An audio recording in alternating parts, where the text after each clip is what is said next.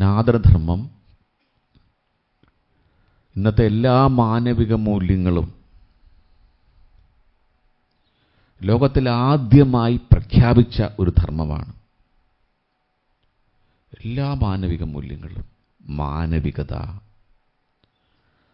സ്വാതന്ത്ര്യം, സമത്വം, സാഹോദര്യം, ജനാധിപത്യം, സ്ത്രീ സമത്വം, ലിംഗസമത്വം അഥവാ സ്ത്രീ സമത്വം, വിദ്യാഭ്യാസം, വിജ്ഞാനങ്ങൾ, വിദ്യാഭ്യാസ സമ്പ്രദായത്തിൽ തന്നെ രണ്ട് തരം വിദ്യകളും, പരാവിദ്യ, അപരാവിദ്യ,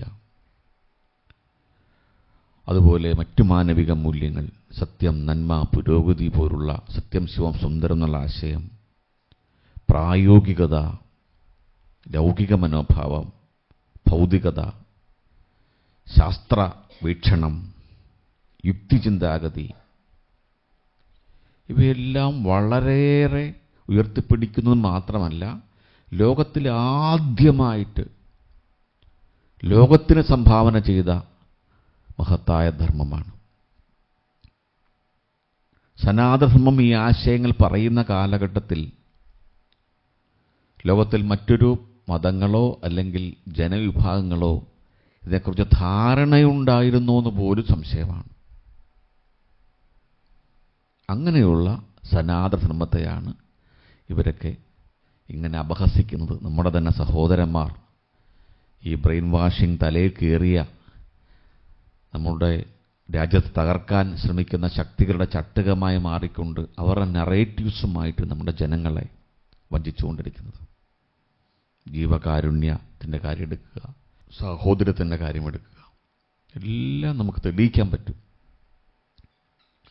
ഇത് കൃത്യമായ തെളിവോടുകൂടി നമുക്ക് നൽകുവാൻ കഴിയണം.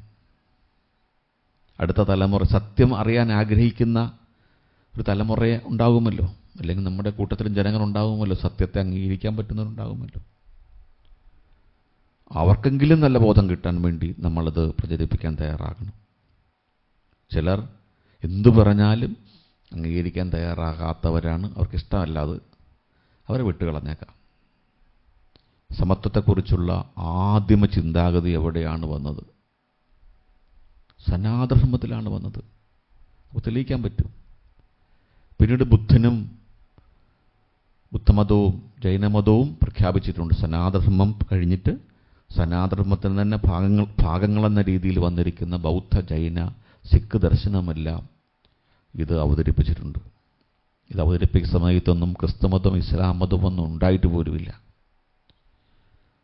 അപ്പോൾ ഓരോ ഭാരതീയനും അഭിമാനിക്കാൻ പറ്റുന്ന കാര്യങ്ങളാണിത്. അതുകൊണ്ട് ഫ്രഞ്ച് വിപ്ലവത്തോടു കൂടിയാണ് സമത്വം എന്നൊരാശയം പോലും പാശ്ചാത്യ നാടുകളിൽ ഉണ്ടാവുന്നത്. അത് കോമൺ എറ 1789 ഓർക്കാൻ എളുപ്പമുണ്ട്. 1 എന്നിടുക, പിന്നെ 7, 8, 9 ഓർക്കാൻ എളുപ്പമുണ്ട്. ഫ്രഞ്ച് വിപ്ലവം നടന്നത് 1789. ഡേറ്റുകളൊക്കെ ഓർക്കാൻ എളുപ്പ വഴി ഇങ്ങനെയുണ്ട്. 1789 ഫ്രഞ്ച് വിപ്ലവത്തിലാണ് ഈ സാമൂഹ്യമായ നിയമപരമായ സമത്വം എന്നൊരു ആശയം പോലും ഉണ്ടായത്. ആശയം. അമേരിക്കയിൽ ഇത് 1868 ഇത് അമേരിക്കൻ ഭരണഘടനയിൽ പോലും നിയമത്തെ മുന്നിൽ എല്ലാവരും സമമാണെന്നൊരു അമെൻഡ്മെൻറ്റ് പോലും ഉണ്ടായത്. 1868 എന്നുവെച്ചാൽ അടുത്ത കാലത്ത്. 1868 എന്ന് പറയുമ്പോൾ 19-ാം നൂറ്റാണ്ടിലാണ്. അത് AD BC വെച്ച് നോക്കുമ്പോഴാണ് 19-ാം നൂറ്റാണ്ടാവുന്നത്. പക്ഷേ ഇതിന് എത്രയോ AD BC അല്ലെങ്കിൽ കോമൺ എറ, ബിഫോർ കോമൺ എറ എന്നുള്ളത് രൂപപ്പെടുന്നതിന് മുമ്പ് തന്നെയുള്ള കാലഘട്ടത്തിലെ ഭാരതം അതിൻ്റെ പ്രഖ്യാപനങ്ങളും അതിൻ്റെ പ്രായോഗിക ആവിഷ്കാരങ്ങൾ നടത്തിയിട്ടുണ്ട്. തെളിയിക്കാതൊക്കെ വെറുതെ ഞാൻ പറയുന്നതല്ല, എല്ലാം തെളിവ് തരാം. അതുപോലെ സ്വാതന്ത്ര്യത്തെക്കുറിച്ച് പറയുകയാണെങ്കിൽ, സ്വാതന്ത്ര്യം, മോക്ഷം എന്ന് പറയുന്നത് പോലും ഏറ്റവും വലിയ പരമമായ സ്വാതന്ത്ര്യമാണ്. മോക്ഷം നീ സ്വതന്ത്രനാവുക എന്നാണ് സനാതനധർമ്മം പറയുന്നത്. സ്വതന്ത്രനാവുക എന്ന് പറഞ്ഞാൽ ആരും പറഞ്ഞാൽ കേൾക്കാത്ത, ഒരു നിയമങ്ങളും വിലവയ്ക്കാത്ത ഒരാളാവുക എന്നുള്ളതല്ല. മദ്യപാനം, പുകവലി തുടങ്ങിയ ദുശ്ശീലങ്ങളുള്ളവർക്ക് ഞാൻ ആര് പറഞ്ഞാലും കേൾക്കില്ല എന്ന് പറയുമ്പോൾ അവർ മദ്യപാനം, അത് പുകവലി തുടങ്ങിയ ദുശ്ശീലങ്ങളുടെ കീഴിലാണ് അയാൾ. അയാളുടെ ഹിതകാംക്ഷിയായ, ശുഭകാംക്ഷിയായ ഒരാളുടെ വാക്ക് കേൾക്കില്ല. അവരിന്ന് സ്വാതന്ത്ര്യമുണ്ട് അദ്ദേഹത്തിന്. പക്ഷേ ഈ ദുശ്ശീലങ്ങളുടെ പാരതന്ത്ര്യത്തിലാണ് അദ്ദേഹം, അടിമത്തത്തിലാണ്. എല്ലാ രീതിയിലും സ്വതന്ത്രനാവുക എന്ന് പറയുമ്പോൾ എല്ലാ ദുശ്ശീലങ്ങൾ, ഭ്രമങ്ങൾ, മായകൾ, ഭയങ്ങൾ എല്ലാത്തിൽ നിന്നും മാറിയതാണ് യഥാർത്ഥ മാനവ ജീവിത ലക്ഷ്യം എന്ന് പ്രഖ്യാപിക്കുന്ന ലോകത്തിൽ ഏതെങ്കിലും ഒരു മതമോ ദർശനമോ ചൂണ്ടിക്കാട്ടുവാൻ കഴിയുമോ? സ്വാതന്ത്ര്യം എന്നുള്ള ആശയം പോലും സെമിറ്റിക്കുകാർക്ക് പേടിയാണ്. മനുഷ്യൻ സ്വതന്ത്രനാവുക എന്നുള്ള ആശയം അവർക്ക് ഇഷ്ടമല്ല. അവർക്കെപ്പോഴും ഭയത്തിൽ എന്നും ജീവിക്കണം. ഇഹലോകത്തിലോ അല്ലെങ്കിൽ സ്വർഗത്തിലോ എപ്പോഴും അവർക്ക് കീഴൊതുങ്ങി അടിമയെ പോലെ ജീവിക്കണം എന്നുള്ള ആശയമാണുള്ളത്. അവരുടെ ആശയം തന്നെ അങ്ങനെ അടിമത്തമാണ്. ദൈവത്തിൻ്റെ, ഈശ്വരൻ്റെ കീഴിലുള്ള അടിമത്തം. ഈശ്വരൻ ഉടമയാണ്, അവർ അടിമയാണെന്നാണ് പറയുന്നത്. അബ്ദുൾ എന്നാണ് പറയുക. മബൂദ, യജമാൻ എന്ന് പറയുന്നത് യജമാനൻ. അള്ളാഹുവിനെ അവർ പറയുന്നത് മബൂദ, യജമാനൻ. മനുഷ്യരെ വിളിക്കുന്ന അടിമ അബ്ദുൾ, അതാണ് അബ്ദുൾ എന്ന് പറയാൻ കാരണം. ഈ അടിമ ഉടമയ്ക്ക് വേണ്ടി ചെയ്തു കൊടുക്കുന്ന അടിമവേല ആണ് ഇബാദത്ത് എന്ന് പറയുന്നത്. ഇബാദത്ത്, അടിമവേല. ഇബാദത്താണ് ഇവരുടെ നിസ്കാരം, സക്കാത്ത്, റംസാൻ, ഹജ്ജ്, അതുപോലെ ജിഹാദ് വരെ ഇബാദത്തായിട്ടാണ് പറയുന്നത്. അടിമവേല. ഈ അടിമവേല ചെയ്യുമ്പോൾ അടിമയ്ക്ക് ഉടമ കൂലി കൊടുക്കുമല്ലോ, പ്രതിഫലം. ഈ പ്രതിഫലമാണ് ഇവരുദ്ദേശിക്കുന്ന സ്വർഗം. അപ്പോൾ ഉടമ, അടിമ, അടിമവേല, അടിമയ്ക്ക് കൊടുക്കുന്ന കൂലി, ഇതെല്ലാം അടങ്ങുന്നതാണ് സെമിറ്റിക് സങ്കല്പം. ക്രിസ്തുമതത്തിലും അങ്ങനെ തന്നെയാണ്. തോട്ടക്കാരൻ, തോട്ടമുടമ തുടങ്ങിയ ബന്ധമാണ് ദൈവവും മനുഷ്യനായിട്ടുള്ളത്. യഹോവ മനുഷ്യനെ സൃഷ്ടിച്ചിട്ട് തന്നെ തോട്ടത്തിലെ സൂക്ഷിപ്പുകാരനാക്കിയെന്നാണ് പറയുന്നത്. ഒരു വൃക്ഷത്തിലെ കനി തിന്നരുതെന്ന് പറഞ്ഞു. ആ കനി തിന്നാൽ നന്മതിന്മകൾ തിരിച്ചറിയാൻ പറ്റും, അതുകൊണ്ടാണ് തിന്നരുതെന്ന് പറഞ്ഞത്. പക്ഷെ മനുഷ്യനോട് പറയുന്നു, അത് തിന്നാൽ നീ മരിക്കും, അതുകൊണ്ട് തിന്നരുതെന്ന് പറയുന്നു എന്നാണ് ബൈബിളിൽ തന്നെ എഴുതി വച്ചിരിക്കുന്നത്. പക്ഷേ സർപ്പത്തിൻ്റെ പ്രേരണയാൽ മനുഷ്യത് കഴിച്ചപ്പോൾ അവൻ കണ്ണുകൾ തുറന്ന് നന്മ തിന്മകൾ തിരിച്ചറിയാൻ പറ്റുന്ന ഒരാളായി. നമ്മുടെ ഒരു ചോദ്യം, നന്മ തിന്മകൾ തിരിച്ചറിഞ്ഞാലല്ലേ അവർക്ക് പിന്നീട് നന്മകളുടെ പാത സഞ്ചരിക്കാൻ കഴിയൂ. ഇതൊന്നും അറിയാതിരുന്നാൽ അവൻ കുഴപ്പത്തിലാവില്ലേ? അപ്പം നന്മ തിന്മകൾ തിരിച്ചറിയാൻ പറ്റാതിരുന്നൊരു കാലത്ത് ചെയ്തതിൻ്റെ പേരിലാണ് മനുഷ്യനെ എന്നും ശാപത്തിലാണോ പാപികളാണെന്നവർ പറയുന്നത്. അങ്ങനെ കണ്ണുകൾ തുറന്നപ്പോൾ തന്നെ ഇവൻ നമ്മിൽ ഒരുവനെ പോലെ ആയിരിക്കുന്നു, ഇനി നിത്യജീവന് കൊടുക്കരുതെന്ന് പറഞ്ഞതിൽ പുറത്താക്കിയതായിട്ടാണ് ബൈബിൾ പറയുന്നത്. എപ്പോഴും മനുഷ്യനെ തരം താഴ്ത്തുന്ന ദൈവസങ്കല്പമാണ്. അവനെന്നും താഴെ കിടക്കണം. അവനെന്നും തന്നെ ഭയത്തോടുകൂടി, വിറയലോടുകൂടി ആരാധിക്കണമെന്ന രണ്ട് മതങ്ങളും പറയുന്നു. ഇനി പിന്നീട് ഭൂമിയിലേക്ക് ആക്കിക്കഴിഞ്ഞ് അവൻ്റെ പുത്രിമാരുമായിട്ട് ദൈവത്തിൻ്റെ പുത്രന്മാർ സംഗമിച്ചപ്പോൾ അപ്പോഴും യഹോവയുടെ ദേഷ്യം മനുഷ്യന് നേരെയായി. മനുഷ്യൻ്റെ ആയുസ് തന്നെ ചുരുക്കിക്കളഞ്ഞു. 120 വയസ്സാക്കി ചുരുക്കിക്കളഞ്ഞു. നിത്യജീവൻ കൊടുത്തില്ല, അവിടെ നിന്ന് പുറത്താക്കിയതിന് പുറമെ ആയുസ് തന്നെ 120 ആക്കി. അത് കഴിഞ്ഞിട്ട് അവരെന്തോ ഒരു കെട്ടിടം, ഇപ്പോഴത്തെ വലിയ കെട്ടിടങ്ങളുടെ അത്രയൊന്നും വലിപ്പമില്ലാത്ത ചെറിയൊരു കെട്ടിടം വച്ചപ്പോൾ അവരെ തമ്മിൽ തല്ലിപ്പിച്ചു, തമ്മിൽ ഭിന്നിപ്പിച്ചു എന്ന് പറയുന്നു. വലിയ വീരത്വത്തോടു കൂടിയാണ് പറയുന്നത്. ബൈബിളിൽ പറയുന്നത് ഇങ്ങനെയാണ്: കണ്ടോ, ഇതാ ഇവരൊരു ജനത. ഒറ്റക്കെട്ടായി നിൽക്കുകയാണ്. ഒറ്റക്കെട്ട് ഇഷ്ടമല്ല ദൈവത്തിന്, യഹോവയ്ക്ക്. ദൈവത്തിനല്ല, യഹോവയ്ക്ക്. ഇതാ ഇവരൊരു ജനത, ഇവർക്ക് ചെയ്യാൻ പോകുന്നതിൻ്റെ തുടക്കമാണിത്, ഇവർക്കൊന്നും ഇനി അസാധ്യമായിരിക്കുകയില്ല എന്ന് പറഞ്ഞ് ഇവരെ തമ്മിൽ ഭിന്നിപ്പിച്ചെന്നാണ് പറയുന്നത്. ഭാഷകളൊക്കെ കുറേ ഉണ്ടാക്കി. മനുഷ്യനെ തമ്മിലൊരു വാക്ക് പറഞ്ഞാൽ മറ്റവർക്ക് മനസ്സിലാകാത്ത രീതിയിലാക്കിയെന്നാണ് പറയുന്നത്. അപ്പോൾ ആ സാഹോദര്യവും സമത്വവും മനുഷ്യനുണ്ടാകുന്ന ഇഷ്ടമില്ല. ഡിവൈഡ് ആൻഡ് റൂളാണ് അവിടെ. ഞാൻ ആലോചിക്കുന്നത്, കുറച്ച് ചെറിയ ഒരു ഇഷ്ടിക കൊണ്ടും കുമ്മായം കൊണ്ടും പ്രാചീന മനുഷ്യൻ എത്ര ഉയരത്തിലാണ് കെട്ടാൻ പറ്റുക? അതിലെത്രയോ ഉയരത്തിലാണ് ഇപ്പോൾ പല കെട്ടിടങ്ങളുള്ളത്. കൂറ്റം പ്രതിമകൾ വരെയുണ്ട്. എന്താണ് ഇപ്പോൾ അത് ചെയ്യാത്തത്? ഉപഗ്രഹങ്ങൾ വരെ അയക്കുന്നുണ്ട് മുകളിലേക്ക്, റോക്കറ്റുകൾ ഉണ്ടെന്നുണ്ട്. ഇപ്പോഴെന്താണ് ചെയ്യാത്തതെന്നുള്ള ചോദ്യത്തിന് പ്രസക്തിയില്ല. പക്ഷേ ഇങ്ങനെ മനുഷ്യനെ അടിമ ഭയം കൊണ്ട് നിറയ്ക്കുന്നൊരു കാര്യമായിട്ട് പറയുമ്പോൾ എല്ലാത്തരം ചങ്ങലകളിൽ നിന്നും ഉള്ള മോചനമാണ് സനാതനം പറയുന്ന സ്വാതന്ത്ര്യം എന്ന് പറയുന്നത്. വ്യക്തിക്കും സമാജത്തിനും എല്ലാവിധ ചങ്ങലകളിൽ നിന്നുള്ള മോചനം. സ്വർഗപ്രാപ്തി പോലും ചങ്ങലയായിട്ടാണ് പറയുന്നത്.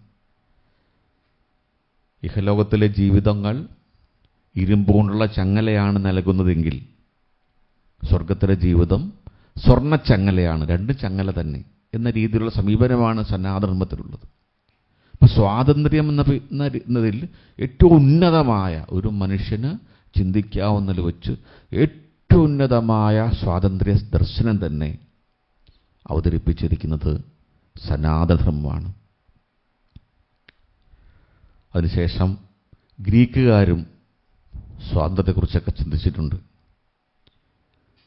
സനാതനധർമ്മം, ബുദ്ധമതം, ജൈനമതം, നമ്മുടെ ദർശനങ്ങൾ എനിക്ക് ശേഷം ഗ്രീക്കുകാരും ഒരു BC 5-ാം നൂറ്റാണ്ടോടുകൂടി സ്വാതന്ത്ര്യത്തെക്കുറിച്ച് ചിന്തിച്ചു തുടങ്ങിയിട്ടുണ്ട്. അവിടെയുള്ള നമ്മുടെ പഴയ പഞ്ചായത്ത് എന്നുള്ള ആശയം തന്നെ ഭാരതത്തിലെ ഇതാണ്. പഞ്ചായത്ത്, പല ജനാധിപത്യ ഗണരാജ്യങ്ങളുണ്ടായിരുന്നു. നമുക്ക് ജനാധിപത്യവും സ്വാതന്ത്ര്യമുള്ള രാജ്യങ്ങളുണ്ടായിട്ടുണ്ട്. അത് ഗ്രീക്കുകാർക്കും ഉണ്ടായിട്ടുണ്ട്. അത് കഴിഞ്ഞ് ആധുനിക കാലഘട്ടത്തിൽ എത്രയോ കാലം കഴിഞ്ഞിട്ടാണ്, 18-19-ാം നൂറ്റാണ്ടോടുകൂടിയാണ് പാശ്ചാത്യ രാജ്യങ്ങളൊക്കെ ഇങ്ങനെ ഒരു സമീപനമുണ്ടാക്കുന്നത്. മുസ്ലിം രാജ്യങ്ങളാണെങ്കിൽ ഏറെക്കുറെ ശരീഅത്ത് നിയമത്തിലോ രാജാധിപത്യത്തിന് കീഴിലോ ആണ്. ഒരു ജനാധിപത്യത്തോട് അവർക്ക് പ്രതിബദ്ധതയില്ല. ജനാധിപത്യ രാജ്യങ്ങൾ എന്ന് പറയാനില്ല. ഒന്നുകിൽ ശരീഅത്ത് നിയമം അല്ലെങ്കിൽ രാജാധിപത്യം. ഇപ്പോഴും 21-ാം നൂറ്റാണ്ടിലുമാണ് മുസ്ലിം ഭൂരിപക്ഷ രാജ്യങ്ങളിലെ അവസ്ഥ. അപ്പോൾ ജനാധിപത്യത്തിൻ്റെ കാര്യത്തിലാവട്ടെ, സ്വാതന്ത്ര്യത്തിൻ്റെ കാര്യത്തിലാവട്ടെ, സമത്വത്തിൻ്റെ കാര്യത്തിലാവട്ടെ, ഭാരതമാണ് അവർക്കെല്ലാം വഴി കാണിച്ചതെന്ന് തെളിയിക്കാൻ സാധിക്കും. സ്ത്രീകളുടെ മഹിമയുടെ കാര്യം പറഞ്ഞാൽ എല്ലാം സഹിഷ്ണുത, വിശാലത്വം, എല്ലാ ആശയങ്ങളും സനാതനധർമ്മത്തിന് മേൽക്കെയുള്ള സംസ്കൃതിയിൽ ഉണ്ടാക്കിയതായിട്ട് നമുക്ക് തെളിയിക്കാൻ കഴിയും. അതുപോലെ യഥാർത്ഥ മതേതരത്വം, ഇപ്പോഴത്തെ മതേതരത്വമല്ല, യഥാർത്ഥ മതേതരത്വം, ഭരണകൂടം ജനങ്ങളുടെ മതവിശ്വാസങ്ങളിൽ ഇടപെടാൻ പാടില്ല എന്നുള്ള സമീപനം എക്കാലവും നമ്മുടെ ഭാരതത്തിലാണ് ഉണ്ടായിരുന്നത്. രണ്ടാണ് എന്നുള്ള സമീപനം പണ്ടേ ഉണ്ടായിരുന്നു. ആധുനിക മതേതരത്വം ഉണ്ടാകുന്നതിന് മുമ്പ് തന്നെ നമ്മുടെ രാജ്യങ്ങളും രാജാക്കന്മാരെല്ലാം ഇത് പുലർത്തിയിട്ടുണ്ട്. അതുപോലെ സഹിഷ്ണുതയുടെ കാര്യം പറഞ്ഞാൽ, എല്ലാത്തിനെയും അംഗീകരിക്കുന്ന സമീപനം പറഞ്ഞാൽ, നന്മയുണ്ടെങ്കിൽ എവിടെ അംഗീകരിക്കാമെന്നുള്ളതാണ്. ജ്ഞാനോ ഭദ്ര കൃതവോ എന്തു വിശ്വതഃ എന്നാണ്. നല്ലതെന്തും എവിടെ നിന്നും സ്വീകരിക്കുക, നല്ലതെന്തും എവിടെ നിന്നും കടന്നു വരട്ടെ എന്നുള്ള ആശയമാണ് വേദങ്ങളിലുള്ളത്. ഇതെല്ലാം വ്യക്തമായ തെളിവുകളുണ്ട്. നമ്മളാരും ഉണ്ടാക്കിയതല്ല. ഇതൊക്കെ ആർക്കും അറിയാവുന്ന, ബോധ്യപ്പെടാവുന്ന ഈ തെളിവുകൾ ഉള്ളപ്പോഴും ഇവരൊന്നും അംഗീകരിച്ചു തരില്ല എന്നുള്ളതാണ്. സാഹോദര്യത്തിൻ്റെ കാര്യം പറഞ്ഞാൽ, എന്താണ് സാഹോദര്യം എന്ന് പറഞ്ഞാൽ? ഒരുവൻ മറ്റൊരുവന് സഹോദരനായിരിക്കുക, ഫ്രറ്റേണിറ്റി, ബ്രദർഹുഡ് എന്ന് പറയുന്ന ഒരു കാഴ്ചപ്പാടാണ്. ഇസ്ലാമിന് സാഹോദര്യമുണ്ടെന്ന് പലരും പറയാറുണ്ട്. അത് സ്വാമി വിവേകാനന്ദനും അംബേദ്കറും ഒക്കെ പറഞ്ഞിട്ടുണ്ട്.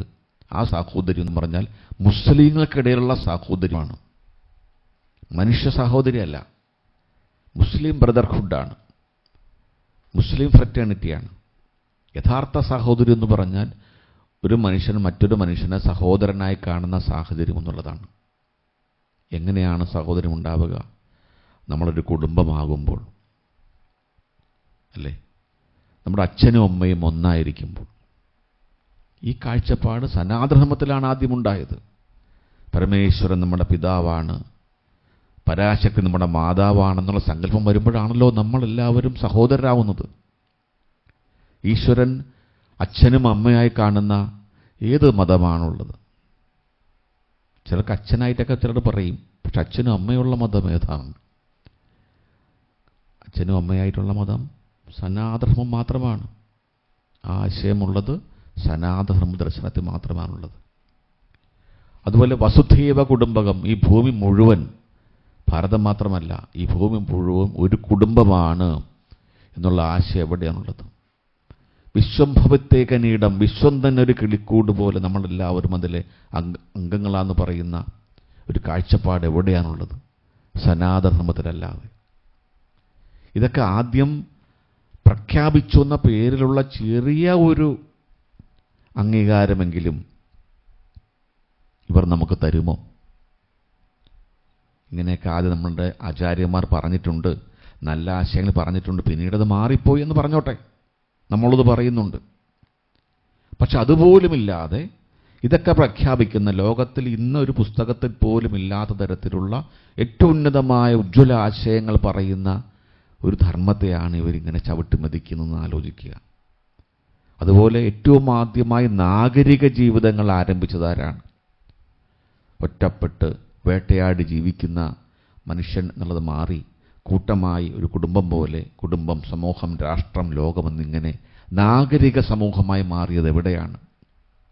ലോകത്തിൽ ഇന്നും ജീവിക്കുന്ന ഒരു പ്രാചീന നാഗരികതയുണ്ടെങ്കിൽ അതിൽ പ്രമുഖ സ്ഥാനമാണ് ഭാരതത്തിനുള്ളത്. ഭാരതത്തിലാണ് ഈ നാഗരിക സാംസ്കാരിക ജീവിതം ആദ്യം ആരംഭിച്ചതെന്ന് എല്ലാവരും അംഗീകരിക്കുന്നുണ്ട്. അല്ലെങ്കിൽ മൃഗങ്ങളെപ്പോലെ ഒറ്റയ്ക്കൊറ്റയ്ക്ക് ജീവിക്കുന്ന കാലമുണ്ടായിരുന്നു മനുഷ്യന്. ഒരു കൂട്ടമായി ജീവിക്കുക, ഒരു നിയമങ്ങൾ ഉണ്ടാക്കുക, പുരോഗതി നേടുക, വൈജ്ഞാനിക പുരോഗതി, അതുപോലെ ഭൗതിക പുരോഗതിക്ക് വേണ്ടി ഒരുപോലെ യത്നിക്കുക, കുടുംബസങ്കല്പം ഉണ്ടാവുക. ഏറ്റവും ഉയർന്ന കുടുംബസങ്കല്പം എവിടെയാണുള്ളത്? ഇതെല്ലാം ഉണ്ടായത് ഭാരതത്തിലാണ്. മനുഷ്യരാശി ഇന്ന് ഏറ്റവും ഉന്നതമായി കാണുന്ന കാര്യങ്ങളുടെ എല്ലാം തുടക്കം, ആശയം പ്രഖ്യാപിച്ചതെങ്കിലും സനാതനധർമ്മമാണെന്ന് കാണുവാൻ കഴിയും. എന്നിട്ടാണ് ഈ നമ്മുടെ സഹോദരന്മാർ തന്നെ നമുക്കെതിരാകുന്ന ഒരവസ്ഥയുള്ളത്. അതെല്ലാവരും ഈശ്വരനാണെന്ന് പറയുന്ന എന്തെല്ലാം വചനങ്ങളുണ്ട്. അമൃതസ്യ പുത്ര, അമൃതത്വത്തിൻ്റെ അരുമക്കിടാങ്ങളെ എന്ന് പറയുന്നുണ്ട്. ഇനി ഈശ്വരൻ്റെ മക്കൾ എന്നുള്ളത് വിട്ട് ഈശ്വരൻ തന്നെയാണ്, ഈശ്വരാംശം തന്നെയുള്ളതാണെന്ന് പറയുന്ന സർവന്തര്യാമി സിദ്ധാന്തവും സർവവ്യാപി സിദ്ധാന്തവും അഭേദ ദർശനവും ബ്രഹ്മൈക്യബോധവും ഒക്കെ ഏത് ദർശനത്തിലാണുള്ളത്? ഇന്ന് പോലും ഏതെങ്കിലും ഒരു മതത്തിൽ ചൂണ്ടിക്കാണിച്ചു തരാൻ പറ്റുമോ? പുതിയ മതങ്ങളോ പഴയ മതങ്ങളോ എടുത്തു നോക്കൂ. ഒരേ ആത്മാവിൻ്റെ വ്യത്യസ്ത പ്രകടനങ്ങളാണ് പ്രകൃതിയും ജീവനും ഈശ്വരൻ, മറ്റെല്ലാ ജീവജാലങ്ങളും ചരാചരങ്ങളുമെല്ലാം എന്ന കാഴ്ചപ്പാട് പുലർത്തുന്ന ഏതെങ്കിലും ഒരു ദർശനം ചൂണ്ടിക്കാട്ടാൻ പറ്റുമോ? അപ്പം മനുഷ്യ സാഹോദര്യം എന്ന ആശയം പറയുന്നു എന്നതിനപ്പുറം എല്ലാവരുടെയും ഏകത്വം അടിസ്ഥാനപരമായി ഒന്നാണ് എന്ന് പറയുന്ന ഒരു ദർശനം ലോകത്തിൽ ഏതാണുള്ളത്? ഇവയെല്ലാം ഒന്നാണെന്ന് മാത്രമല്ല, ഇവയെല്ലാം ഈശ്വരനുമായുള്ള ബന്ധമുണ്ടെന്നാണ് പറയുന്നത്. എല്ലാം അടിസ്ഥാനപരമായി ഒന്നാണെന്ന് പറയുന്നത് മാത്രമല്ല, അതിനേക്കാൾ ഉപരി അവരടിസ്ഥാനപരമായി ഈശ്വരാംശം കൂടിയുണ്ട്, ആദരിക്കേണ്ടവരാണ്, ബഹുമാനിക്കേണ്ടവരാണെന്നുള്ള കാഴ്ചപ്പാട് കൂടി പറയുക എന്ന് പറയുമ്പോൾ എത്ര ഉജ്ജ്വലമായ ദർശനമാണെന്ന് നോക്കൂ. അങ്ങനെയുള്ള ദർശനത്തെയാണ് നമ്മുടെ സഹോദരന്മാർ തന്നെ അറിവില്ലാത്തത് കൊണ്ടോ നറേറ്റീവ്സിൽപ്പെട്ടതുകൊണ്ടോ എതിർക്കുന്നത്. അത് നന്നായി മനസ്സിലാക്കാൻ കഴിയണം.